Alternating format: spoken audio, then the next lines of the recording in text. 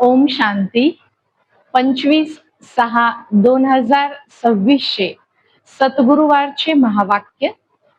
आज बाबांनी आतल्या आत एक गोष्ट घोटण्यासाठी सांगितली आहे, ज्याचा फायदा अंतिम समयाला सुद्धा होणार आहे।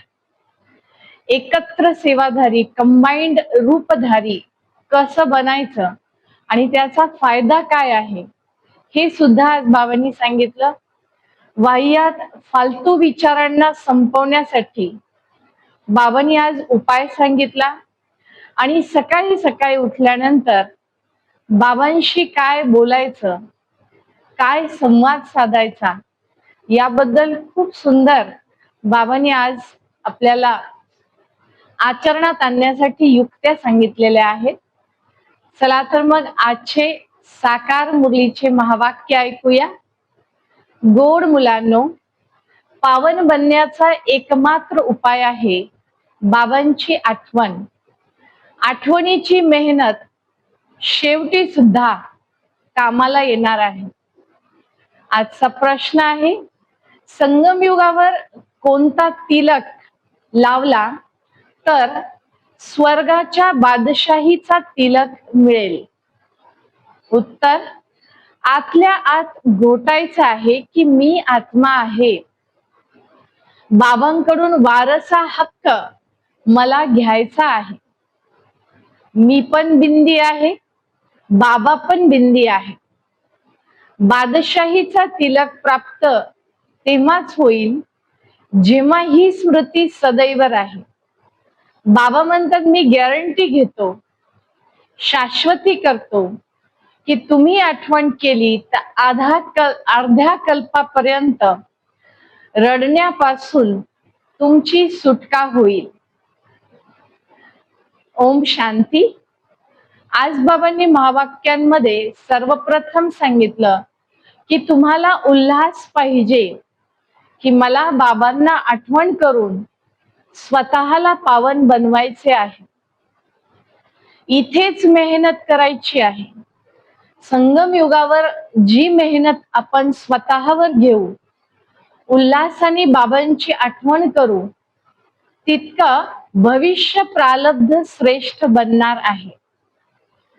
बाबा सांगतात, मुले मेहनत करत नाहीत म्हणून माया जास्त हैराण करते आणि बाबांना विसरायला लावते। बाबांना विसरतात आणि दुसऱ्यांचीच आठवण जास्त करतात। मग माया आणखीनच हैराण करते, परेशान करते। बाबाला आठवण करा अथवा साजन, परमात्मा साजन सुद्धा आहेत, साजनला आठवण करा। काही बाबा म्हणतात काहीही नाही, मग अंतिम समयाला बाबांची आठवण कशी येईल? चालता फिरता अभ्यास करायचा आहे की मी या देहामध्ये आत्मा आहे। जर आता आपण चालता फिरता अभ्यास केला तर हाच अभ्यास शेवटी अंतिम वेळेला आपल्याला मदत करणार आहे।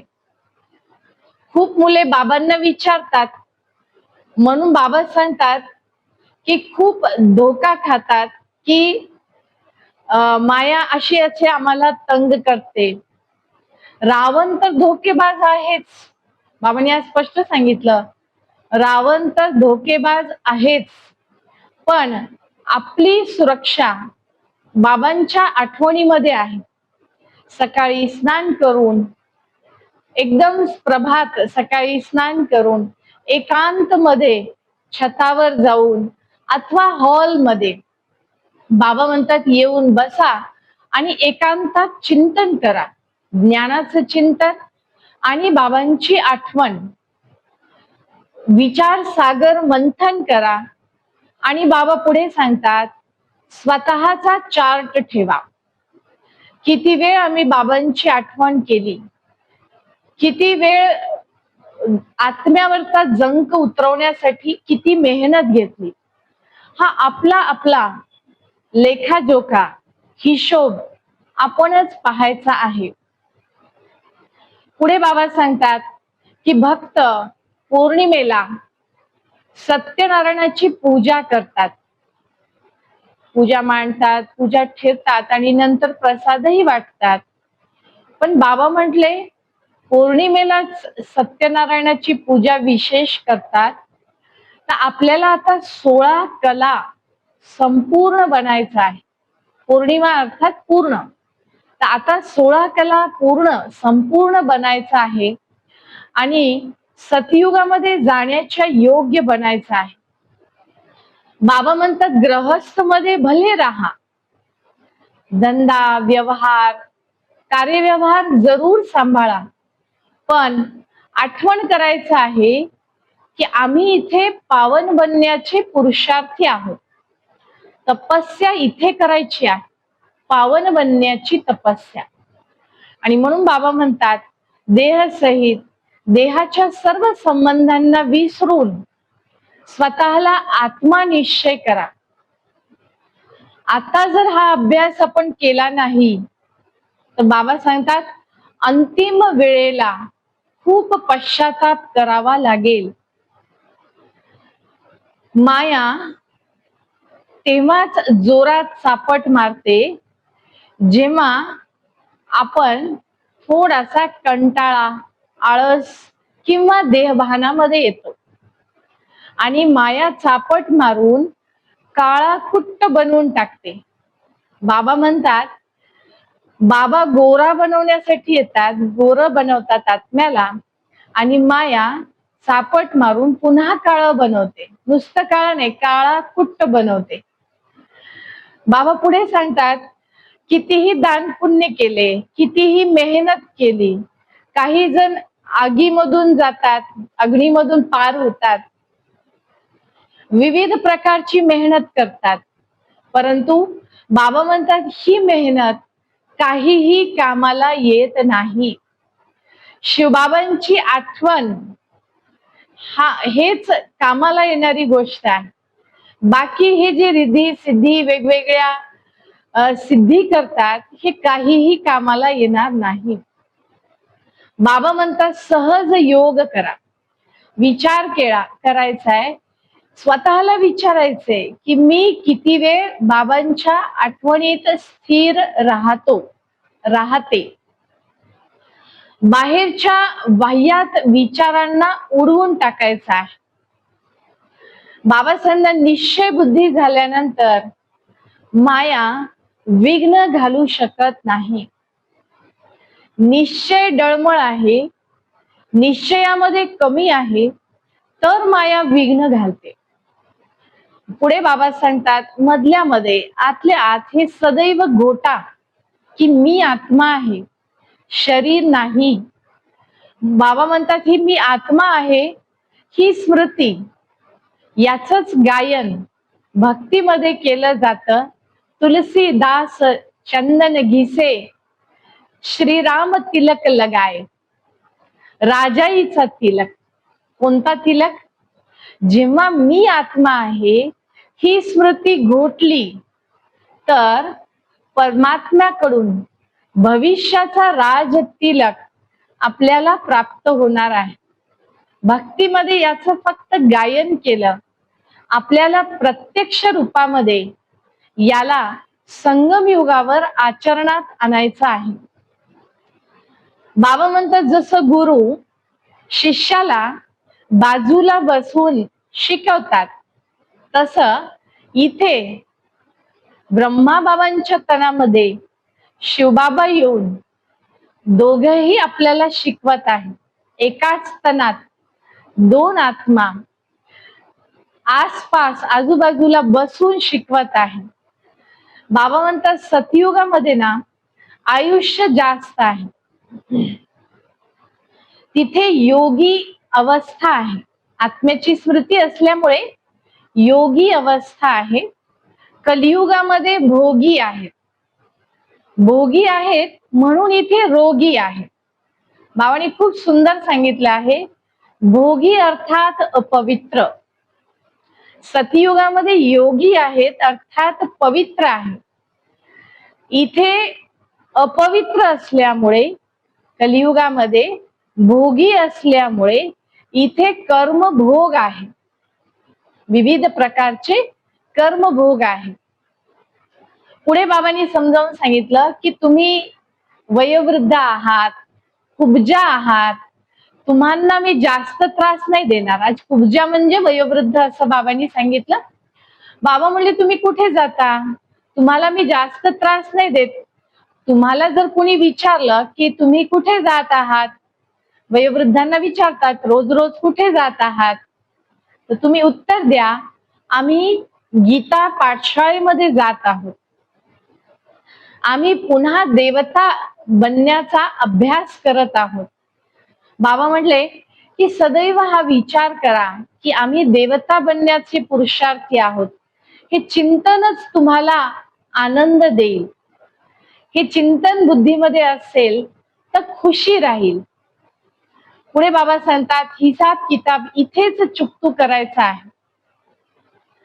जेव्हा कर्माचा हिसाब किताब इथेच चुकतू करू तेव्हा आत्मा हलकी होईल. सतयुगामध्ये तर सोन्याचा चम्मच मुखामध्ये असेल, सोन्याची दुनिया अर्थात संपन्नता असेल. बाबा म्हणतात इथे सुद्धा कलियुगामध्ये कुणी कॉलेज बनवलं, कुणी हॉस्पिटल बनवलं तर त्याचं फळ लगेच दुसऱ्या जन्मात मिळतं. निरोगी काया मिळते, बुद्धी मिळते. तर बाबा म्हणतात संगम युगावर जर आपण हॉस्पिटल आणि हे युनिव्हर्सिटी उघडली तर किती पुण्याचं खातं जमा होईल. आणि शेवटी बाबांनी सांगितलं कुणी कुठेही मुरली ऐकण्यासाठी जाओ, त्यांना हे म्हणायचं नाही की तुम्ही मुरली इथे ऐका तिथे ऐका, कुठेही ऐकू. भाषणाची ललकार पाहिजे, बाबांचं ज्ञान सांगण्याची शक्ती पाहिजे.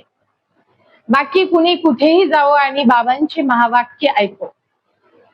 अच्छा, गोड गोड मुलांप्रती, खूप दिवसापासून दूर झालेले पुन्हा येऊन भेटलेल्या मुलांप्रती मातपिता बापदादांची सुमधुर आठवण, सुप्रभात आणि नमस्ते. आपण म्हणायचे आत्मिक पित्याची, आत्मिक मुलांना नमस्ते. आपणही म्हणायचे आत्मिक मुलांची आत्मिक पित्यास नमस्ते नमस्ते. धारणेसाठी प्रथम पॉइंट आहे बाहेरच्या बाह्यात व्यर्थ विचारांना सोडून एकांत मध्ये बसून आठवणीची मेहनत करायची आहे. सकाळी सकाळी उठून विचारसागर मंथन करायचं आहे. स्वतःचा चार्ट स्वतःच चेक करायचा आहे. पाहायचं आहे की मी किती वेळ बाबांच्या आठवणीमध्ये राहतो, आत्म्यावरचा जंक किती उतरला आहे. दुसरी पॉइंट, जसे भक्तीमध्ये दान पुण्याचे महत्व आहे असे ज्ञान मार्गामध्ये, तसेच ज्ञान मार्गामध्ये आठवणीचे महत्व आहे. आठवणीद्वारे आत्म्यास निरोगी व संपन्न बनवायचे आहे. अशरीरी राहण्याचा अभ्यास करायचा आहे. आजचं वरदान एकत्र रूपाच्या सेवेद्वारे आत्म्यांना समीप संबंधात आणणारे कंबाइंड सेवाधारी भव. बाबा म्हणतात फक्त आवाजाद्वारे सेवा करण्यामुळे प्रजा बनते, परंतु आवाजापासून परे होण्याचा अभ्यास सुद्धा त्या स्थितीमध्ये स्थित राहून मग जर आवाजात आलो तर वारीस क्वालिटीचे आत्मे तयार होतील. म्हणून आवाजामध्ये येणं जसं सोपं वाटतं तसं आवाजामधून परे होणं, अव्यक्त स्थितीचा अभ्यास मध्ये मध्ये करणं आणि मग पुन्हा आवाजात येऊन सेवा करणं, या दोन सेवा कंबाईंड रूपामध्ये जर केल्या तर पक्के सेवाधारी आत्म्यांची सेवा होईल. म्हणून बाबांनी शेवटी सांगितलं की कंबाईंड स्वरूपाचा अभ्यास करा. सुविचार साधनांमध्ये बेहदची वैराग्य वृत्तीची साधना समाप्त होऊ नये यावरती लक्ष द्या. साधन असतात, त्या साधनांमधून बुद्धी बेहदच्या वैराग्य वृत्तीत राहावी अशी बाबांची अपेक्षा आहे. आजचा व्यक्त इशारा नेहमी हर्षित राहण्यासाठी स्वभावाला सरळ बनवा आणि सहनशक्तीला धारण करा. आजचा महत्वाचा पॉइंट, जे सहनशील मुले आहेत ते आपल्या शक्तीमुळे किती पण कठोर संस्कारवाल्यांना सुद्धा बदल करू शकतात. कशा पण कठीण परिस्थितीमध्ये सुद्धा कठीण परिस्थितीत शीतल बनतात आणि बनवितात.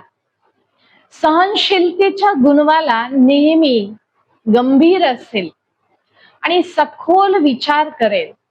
कधीही तो घाबरणार नाही, भिणार नाही आणि त्यामुळे सफलता सहज प्राप्त करू शकेल. तर या सर्व गोष्टींचं विस्तृत विश्लेषण आज सद्गुरुवारच्या या सुंदर महावाक्यांमध्ये बाबांनी सांगितलं. आजचा हा ग्रहपाठ आपण नक्की लक्षात ठेवून पूर्ण करूया. ओम शांती.